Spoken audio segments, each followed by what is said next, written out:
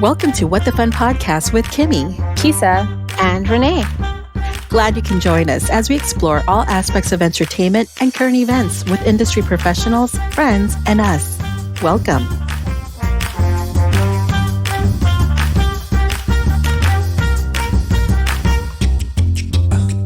Here we are, episode 18. Oh my goodness.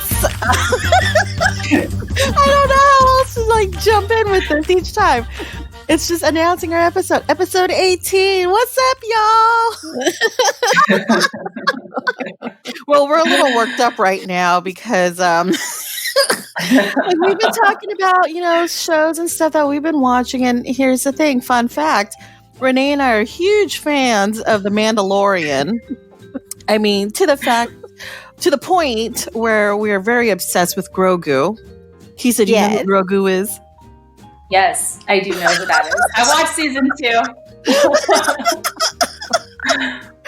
And I will have to say that I am so impressed with the most recent episode and just how it all panned out with the surprise at the end. I won't mention it on here because I'm sure there are still other listeners out there who haven't seen Mandalorian end of season 2, but it's going to be one of those whoa. I mean, was it though? I thought it was kind of predictable. Here we go again. Kind of predictable. Listen, okay. So first of all, I didn't even watch season 1. I think I watched the last 3 episodes, and I was very confused as to what was happening. But that's the problem. You did not watch season 1. Then I don't really care. It's fine. I don't feel like I need to watch season 1. I got the gist. Then season 2, I really liked Rosario Dawson. I thought her episode was very good. But for overall, I just don't really care about The Mandalorian. Okay, really? So what is it that you don't like about this show? What is it that didn't tickle your fancy? Well, I just thought in general it was just kind of predictable. The biggest thing that I don't like about The Mandalorian is that... Hold on, everyone, listeners, brace yourselves. Is that a lot of the episodes, I think season 2 did a better job than season 1. A lot of the episodes just kind of happen episodically, so they don't really correlate with one another. Do you know what I mean? Yes, you meet characters that end up coming back in later episodes, but the conflict that happened in those episodes, in the previous episodes, don't matter to the overall storytelling. Do you know what I'm saying? So there's no there's no buildup. You have your overall conflict, right, of getting the child to the Jedi. But then it's okay, so we're going to go on these adventures that don't really matter. I don't really like it. I just thought it matter because it's the struggle to get the child to the safety place. And at the same time, it's the building of their relationship, even though, come on, you look at the child and you fall madly in love. I mean, come on. Didn't that... Yeah, at least Kisa, at least the child. Do you like the child? Yeah, I think he's fine. I thought in general, the whole thing is fine. I was okay, there it is. I wish people could see Kimmy and I in my face.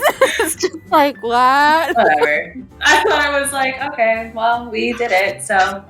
Honestly, I agree with you. In the season 1 and they were episodical because it seemed like they were their own little movie.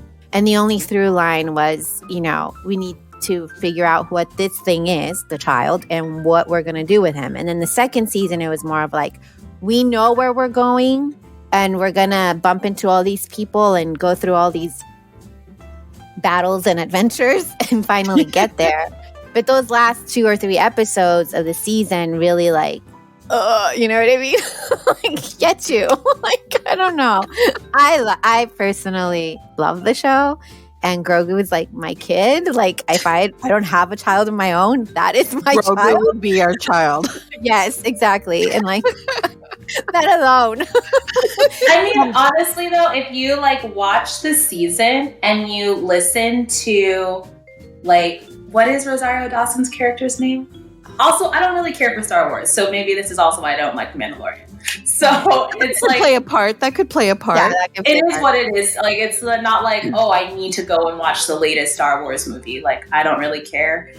I mean, it's like the way that they set it up, that whole storyline, that whole episode, the ending to me was kind of like, yeah, you know what's gonna happen because they said it. They gave you the answers in that episode. Like, come on. Was that really shocking? No. I think that's something that has a huge part of it is the fact that you're not like a Star Wars fan. Yeah. I think those people, because I am a Star Wars fan, but from afar. Like I grew up with the films and I watched all of them and I loved going to see them at the movie theater. Yeah. I wasn't that person I was gonna line up days ahead to watch it, but I would like to watch it because it was more tradition than anything else. And then trying to figure out the puzzle of the family tree and what was going on. And that was the excitement of watching the film, but I would only watch it once and then call it a day and move on. Whereas other people are so into it. And when you watch, like one of the things I like watching about The Mandalorian is not so much, I like watching the show, but I also like watching the making of the show because you learn more about where they're coming from and how they're getting their characters, how they're deciding, how they're putting everything together. So it helps me appreciate the film more, the show more. Yeah, that would be more interesting for me to watch than The Mandalorian. Well, we're big fans, and Kisa is there. I'll give you credit for watching it. Yeah. I mean, to each their own, right? And I respect that, because you didn't really get into the Star Wars, universe. I get it. So, but still. Yeah. Oh, man. Oh, wow.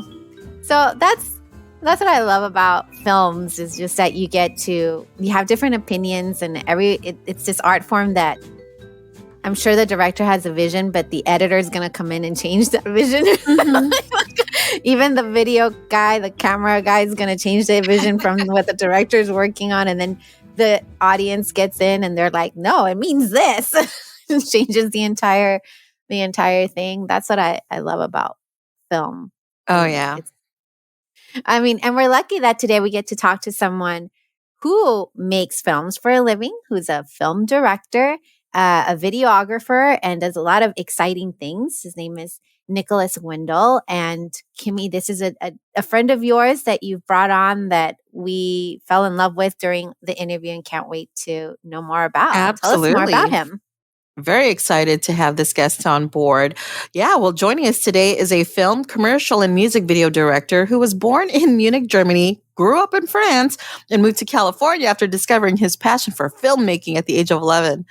Since then, he has been developing his craft as a visual storyteller and has directed 2 acclaimed short films, How They Smiled in 2011 and From the Woods in 2013, both starring Richard Burgi from Desperate Housewives and The Sentinel. His short films were screened at multiple film festivals and won several awards. Also, this film director has worked on short narrative films as well as music videos while working as a head videographer for Staples Center, Microsoft Theater, the Grammy Museum, and LA Live. Also, his music videos has premiered on Billboard, MTV, Taste of Country, and AXS. He also directed a short drama film, ELISA, in 2015 that premiered at the Academy Awards qualifying short fests in downtown LA. Oh, and by the way, this guy can speak 3 different languages, German, French, and English. Which is so cool. And he reads Spanish.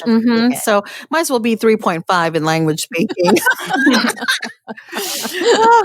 But without further ado, let's welcome to WtFun podcast, Mr. Nicolas Wendl. Yay! Woohoo! Yay! Welcome to the show, Nicolas. Woohoo! Hello. Thanks for having me. So glad you could join us. Nicolas and I go way back. We actually met at this little event that my sister-in-law had put together in Las Vegas. And Nicolas was a videographer that day. Yes. And you and I just hit it off so well, and we started making our own little videos in the hotel room. Wink, wink. Just kidding. Not that kind of show. Hotel room in Vegas, video, wink, wink. I think that's enough to really go off on a whole other topic with them. Listen, what happens in Vegas stays in Vegas. Amen. And, it's so great that we've been able to maintain this friendship. I respect Nicolas and his work. He is an amazing director. He's done a lot. And so, without me going into your work, tell us about your career as a film director, Monsieur Nicolas Wendl. Well, I'm so flattered to be a part of your show. You guys have had some amazing guests so far. And, to be part of that roster is exciting and an honor. So thank you so much for having me. Thank you. It's funny because I always see myself as a work in progress. And I think by seeing yourself as a work in progress, it keeps, motivating you to keep going and to keep striving for more. So whenever I hear people say, film director established, I'm like, yes, but I feel like I still have a lot of work to do. But thank you. It's been a fun journey so far. Filmmaking for me started at a very young age, around the age of like 10 or 11, when I had like a video camera from my dad at my communion. And I just started recording, randomly, the party guests, whatever, kind of caught my eye. And from there, it went into, like action figures and dolls and toys I could find in the house. And back then, for me, like play dates were not about, hey, friends, come over and let's have fun and watch movies or whatever. It's like, no, we're going to make a short film and you're going to do this, you're going to do that, you're going to do this. And I realized, wait, I really enjoy doing this. And I enjoy telling my friends how to move the toys, how to make the toys talk. And I was like, Dad, is there like a job title for this? And he's like, yeah, that's a director's job. I was like, ha. And I think at that point is when I realized that filmmaking and directing is what kind of really excited me. And it came from a source of fun and a source of it was a hobby at first that I did, in my free time.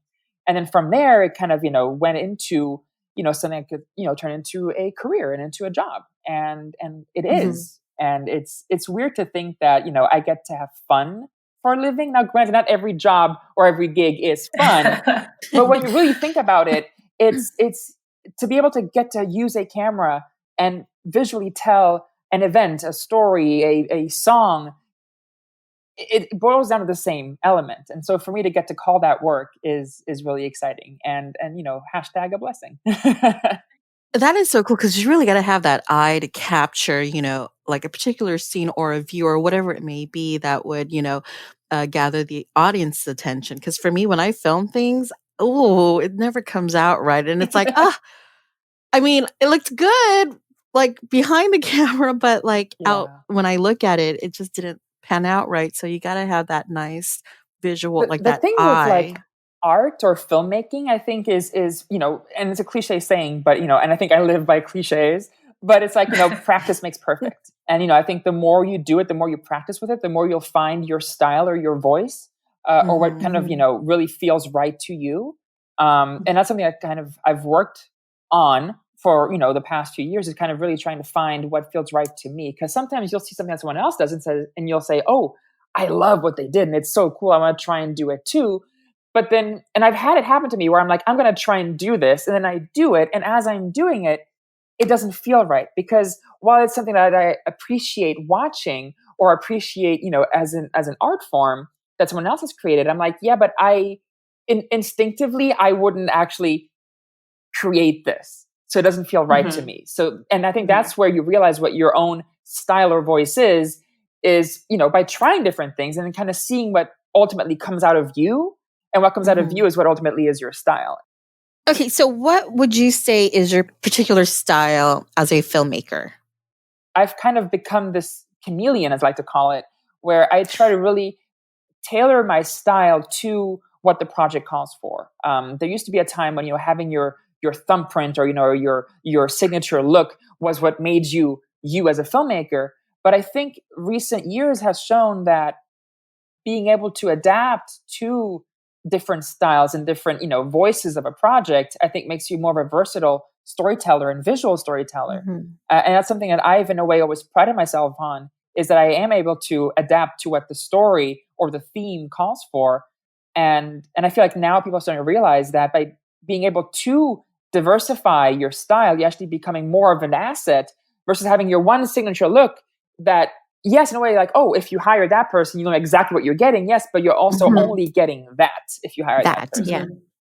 Okay, so Nicolas, I'm going to just transition a little bit, but have you found that each experience has prepared you for the next, including your time in film school?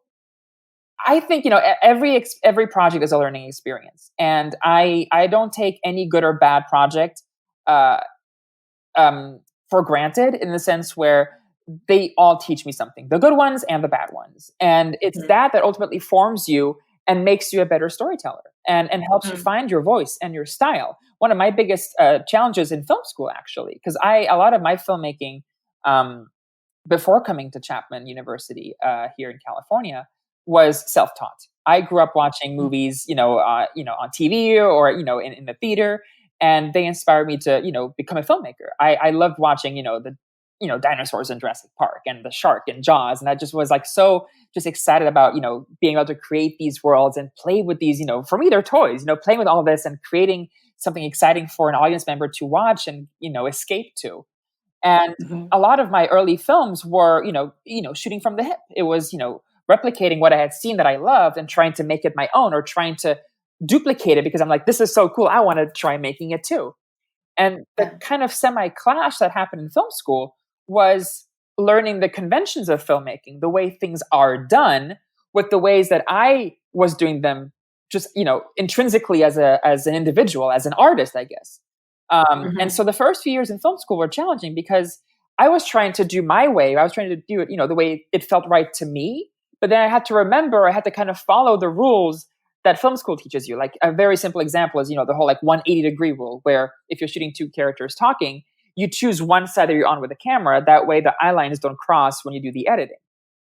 So that was one thing that I never really paid attention to when I was doing it myself. I just always kind of filmed it the way it felt right to me, the way I wanted to see it. And I never really thought about it. And I want to say for 90% of the time, I got it right. But there were shots that I would do, again, pre-film school, where I wouldn't have been paying attention to it. And it would have been considered, a faux pas as a filmmaker in film school. And so and that's one example of many, but these, different conventions, the ways it's done in filmmaking and cinema is what kind of sometimes slowed me down in my projects early on in film school, because I would suddenly kind of slow down and think about what would be the right thing to do versus just doing it. And I feel like my junior year and sophomore and junior year, we're kind of finding that balance of, okay, what do I take away from what I've learned that is the right way of doing it, but also what do I try and keep from what feels right to me to really have it be what I want it to look like. And it wasn't until my senior thesis that I really found, a way to still have it be my voice and still do it the way I want to do it, but also having it be correct, if that makes any sense. Yeah. Yeah. That's what school teaches you. And, for our listeners, Nicolas and I went to the same school, Chapman University. Go Panthers. That's what they teach you, that's what you kind of have to take, because it was the same thing for me. I had stage managed at community theater and regional theater back home. And then I came to Chapman and I started doing theater tech and stage managing there. And it was taking what I had learned from my time before school and what I had learned during school. And then even then what I had done when I had taken freelance gigs while I was in school, on the outside. So it's merging those three experiences to be well, this is what they've taught me, but maybe this way works a little bit better, merging the two and going from there, because there is no right way. No, that's the beauty of art. There is no right or wrong. And that's, I think, what I had an issue with at first. I'm like, here's a professor telling me what's right or wrong to do, but it's art, and I always forget it's subjective or objective. It's subjective. I always get those mixed up. Subjective. Yeah. So art is subjective in the sense where, sure, it may feel wrong or inappropriate to one individual, but it may feel completely right and hit someone really deep from a different perspective.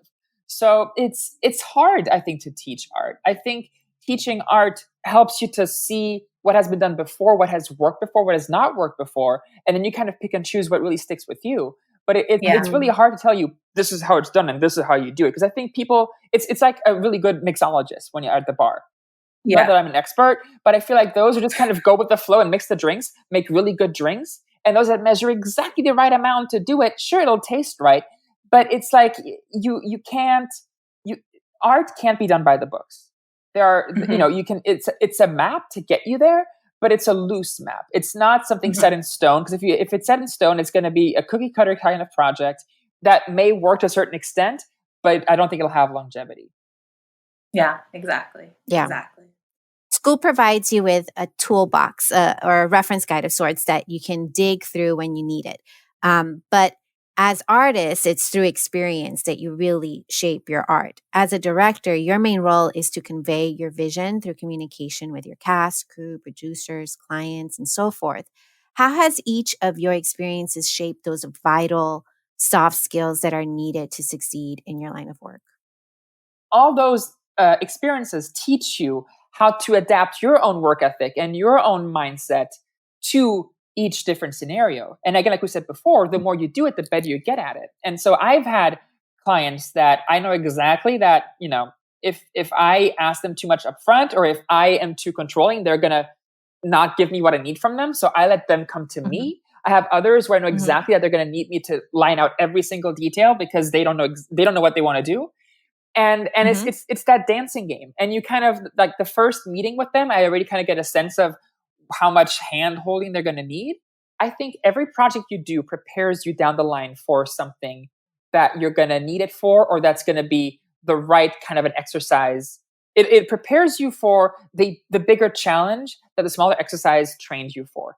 And for instance, in high school, when I did all these like events that I filmed for, the school's repertoire, the DVDs I sold to the parents, when I look back at the work I've been doing over the past 6 or 7 years after graduation, all the videos I do for Staples Center are basically that.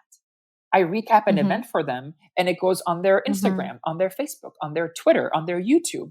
And I'm like, is it any different from what I did in high school? No. What I film is different. I get to interview A-list celebrities on the red carpet. I get to shoot, behind the scenes at the Lakers game, how they're switching around from like a Clippers stage to a Lakers stage that has over 5 million views on YouTube. I get to shoot that. It's like, the content is different, but the approach or the way it's done is the same to a certain extent. Yeah. So it's funny how, what you do early on, in a way, you'll kind of find it again later on in life, just in a different capacity. And so for me, even though I do a lot of like, music videos right now for like smaller artists, I know that these are all like workouts and exercises to train me for the bigger one. For the bigger ones. Yes, that's how I see it. Now, do you feel that just something that you touched on a couple of times in regards to your style and how you adapt to whatever that project is, do you feel that has a lot to do with your upbringing, the fact that your parents are diverse, the fact that you know different languages, the fact that you traveled a lot, that you were in Europe, that you had different schools and had to adapt to different circumstances, and then now you find yourself in this world and you kind of have that ability to do that? What is that? How you feel? Do you feel that that's part of it? I probably is in a subconscious way. When you move around a lot as a kid, when you learn different languages, when you're exposed to different cultures. I grew up being exposed to French, German, and Swiss culture. And while you may not be actively aware that you're, ingesting all that culture information at a younger age, I think retrospectively, Yes. It does, I think, kind of leave an impact on you. I grew up, from what I saw from walking around as a kid to also what I used to watch. I watch all kinds of stuff. I watch the scary, the funny, the sad, the dramatic, the action, I've watched such an array of films as well growing up that I think for me, I just love the diversity of what can be created when a certain project calls for something. And so I think, to your point, Renee, yes, I think between my upbringing and the diversity in that, but also just how I just love watching pretty much anything and everything, gives me that open-mindedness of taking whatever I thought looked cool or would be a good fit for, XYZ project and then try to make it my own, but also emulate that, that look into that project. Because every project, whenever you pitch a project or whenever you develop a project with an artist, you got to put together a lookbook or a reference book of what you want the project to kind of, aspire to or resemble to. And so where do you pull from? You pull from paintings, from photographs, from clips or scenes of films or music videos or TV shows. So every project, is going to have some sort of like a starting foundation that's going to try to not copy, but it's going to try to have it used as a guide of like, here's the colors that we like. It's essence. Exactly. And so I think the more you see, the more you watch, I think the more your brain can then go and say, I remember seeing this one day. I remember walking past that thing one day. That could be a great thing for God knows what inspiration at some point in time. And it kind of stays in the back of your mind. And sometimes it'll come at the very forefront when you least expect it. And sometimes you'll have to kind of dig for it.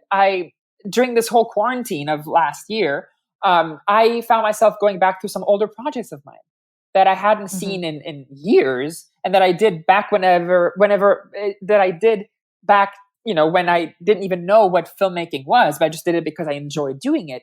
And I'd be watching it saying, I can't believe I did these things, just like shooting it from the hip. And yet I'm like, would I remember how to do this today? Because it was so intrinsic back then, where I wasn't doing it because I was following any rules, or I didn't do it because I had learned about it. I just did it because I'd either seen it or I just wanted to do it. And to a certain extent, they always say filmmakers are kids at heart. And I think it's really true. We play for a living and we get paid for it. Now, with the pandemic, a lot of people have had to quote unquote pivot in their industry, right? How they approach the industry or whatever part they're working in. How have you adapted, and what opportunities has it given you? Because many of us think like, oh, this quarantine has shut us down. Yeah. And in reality, in many ways, it's actually opened up a lot. Yep. So how has it affected you? I mean, as a freelancer, you're used to the ups and downs. You're used to having, slow weeks, slow months at times, which can get scary. One thing I love as a freelancer is you work with so many different people from different backgrounds that in the case of the pandemic, when one or two clients couldn't, work because of, different reasons, such as, depending on an audience in an auditorium, I had other clients who had pivoted to virtual work, and I had never done that before. So for me, it was interesting to kind of tap into that mindset of, okay, how do I even go about directing anything through Zoom or through FaceTime? How's it going to work? And so my one client in Orange County came to me and said, hey, so we have this gala coming up for Go Campaign, hosted by Lily Collins and Ewan McGregor and Robert Pattinson. Would you want to be involved? I'm like, heck yes. And he's been a great client of mine that I've worked with for years.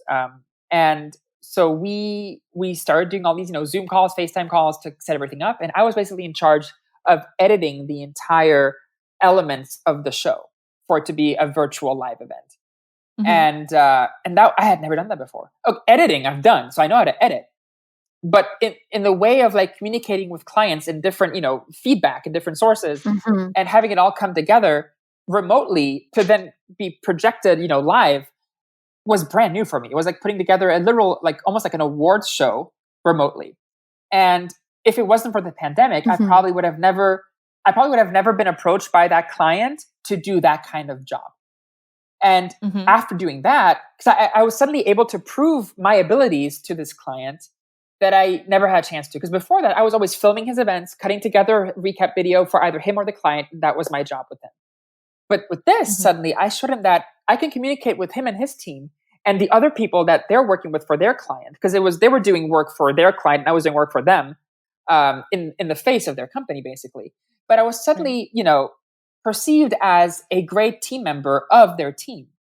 And so that repositioned me completely into how they can depend on me. And then from that came a gig with Amazon, because they signed a client with Amazon for this virtual holiday event. And I got to direct 3 different makers for the Amazon handmade holiday virtual event. And I was like, if it wasn't for the pandemic, I probably would have not done that kind of a project. And I can now say that I have directed an Amazon project. And that is huge. It's huge. And it's the fact, that, you do good work. You are someone that people can depend on, that they can rely on. And I think that's what people underestimate these days. Because sure, delivering a good project is important and gets you the next job. But if you're a nightmare to work with, if you can't be dependent on, if you are not timely, and if you cannot meet deadlines, people will not work with you. So yes, being good at your job is important. That's, more than 50% of getting a gig. But if you are not a good person to work with, they're not going to work with you regardless how good you are. Something I've appreciated about this conversation, because you've talked about the importance of that collaboration and creating a good environment for people to work in and, be that person for not only them, but also for your client and satisfying them. I think that's great. That just proves like you do have a bright future. Oh, thank you. I mean, there's the other cliche saying that goes, people enjoy working with people they enjoy working with. Mm-hmm. And, when you have to go into an office or into a set where you're like, oh my God, with these people again, like, no, thank you. You'll do the job, but you're not going to have a good time. But if you're like, oh, it's going to be with them. Yes, I cannot wait. Even though you still have work to do, at least you're going to have a good time doing it. And it makes the day go by faster. It makes doing the job easier. And so for me, I'm like, as a director, there's a huge pressure because you're the one that sets the tone of the set. You're the one who ends up basically, if you come in on that day super groggy, super angry, or depressed, the whole set is going to have that atmosphere. No matter how happy the others are, since you're the one calling the shots, everything is going to feel that way. It's the energy you bring in. Exactly. And yes, we may all have our issues in private life and whatnot, but it's the other saying, you check yourself at the door. And when you're in work mode, you're in work mode. And for me, it's always been, again, because it came from, a background of fun and a hobby. For me, I'm like, I want to be the one that encourages people to have fun while they're doing it. Mm-hmm. And it's always been my motto. And I try to bring it wherever I can. Some clients don't seem to care. So I'm like, okay, I'm just going to do the work, be friendly and smile and then go home. But when I can really be myself, I think that's when I really thrive because, you can prepare as much as you want, but you get so much more inspired on set when others feel like it's safe for them to speak up as well. And I'm a team worker. I love to delegate and let people do what they do best. And because my job as a director also is to make sure that vision. I'm basically in charge of the ship. I mean, I got to make sure the ship gets to its destination. The way the ship is operated and the way the ship gets there, that's each individual's job to make sure the ship operates properly. But it's my job to make sure the ship goes in the proper direction. You're a natural born leader. Now, looking ahead, what type of projects do you see yourself working on in the future? And how do you see your art developing over the next several years? I feel like ever since moving out here and ever since going through film school, my taste in film has changed. Not in terms of the genre, but in terms of just the quality. I used to think that I want to make big studio films. And yes, I would like to, but I find that the true art in film and storytelling lies in the independent film world. It's where the smaller studios, the smaller independent companies take risks on stories that come from the heart or from an honest place and not from a by the numbers, by the books place. Because a lot of the bigger studio films will get made because there's a chart. There is a graph that shows this has performed well in the past 10 years. So if you keep doing this, you'll keep making money. And sure, they call it, the film business, they call it, the industry. It is a money-making machine. I get that. But I think as an artist, it's not, I don't think it's as rewarding. It's you do the big gig and you get the exposure. But I think it's more about, how do you feel while you're doing it? And do you feel fulfilled while you do it? Do you get the sense of euphoria when you're on the set creating this because it's something that you really believe in and something that gets you excited versus just doing something that, sure, it's cool and people are probably going to pay a lot of money to see this, but does it leave you feeling empty at the end of the day? And I think, and again, maybe this is me just being wishfully thinking, but I think in a way it's somewhat true. I feel like all the work I'm doing right now is this balance of the work that is of an independent artist and the work of the bigger corporate studio. I feel like my work with AEG is working with the big corporate studio. It's answering to the VPs, the higher ups, and working with them and working for them and having them, trust your vision, but also tell you what they need for their bigger brand. And then I work with smaller artists, who just love what I do or put a full 100% trust in the director and say, you do you, and I'm going to love what you're going to do. And so I think this is maybe preparing me for maybe one day when I do get, a big studio project, or when I do my independent work, where I will know how to both juggle and respond to people who are in control, and maybe know also how to juggle and control my own project because I'll be the one in charge. Yeah, that's great. That's awesome. So Nicolas, as we wrap up, do you have any last little bits of words of wisdom to share with our listeners? You've given us so much already, which is awesome. For me, the world of an artist is, you live by doing. And by creating, you keep moving forward, you keep evolving, and you keep transforming. And so I guess my one word of wisdom would be, if you're lucky enough to find something that you love doing, keep doing it and do it as fully as you can.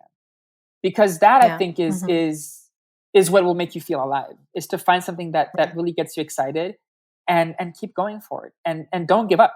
Because yes, there's ups and downs in life, and the whole expression, after rain, there's sunshine. But, that's what makes life exciting, I think, is the ups and the downs. And I think the downs is what makes you appreciate the ups even more. And I have not had an easy path. I've had some smoother paths. I've had some, rougher patches, but it's all in what makes you, and it's all in what influences or inspires you for the next project. And when you listen to some of these directors, when they talk about, how they started, or, some of their obstacles, it's humbling, because you will find a lot of similarities, because even though we're not all at the exact same point in our careers, we all took a similar path. And while it's not the exact same path, we inevitably will run into similar obstacles. And I think that's what unifies us as artists, and what unifies us as either filmmakers or musicians. We're all these misfits in a way, who felt like we never belonged back where we came from, and who wanted to come out here to, find our voice and have our voices be seen, heard, interpreted, whatever shape or form. But I think really the key is to keep going, to keep creating, and to, if you can, keep a smile on your face. That's great. Thank you so much, Nicolas. Well, thank you. You're Thank so you. so awesome. Thanks for being on you. our show. You're welcome. Thank you so much. If you'd like to follow Nicolas on social media, you can follow him on Instagram at Nicolas Wendl. That's NicolasWendl, or his website at www.wendlwood.com. Yes, and please make sure you are subscribed to all of our podcast platforms. And hey, while you're at it, go ahead and write us a quick little review on whichever platform you use to stream. We love hearing from you. We post new episodes of WtFun podcast every other Friday. Thanks for listening. Bye, everyone.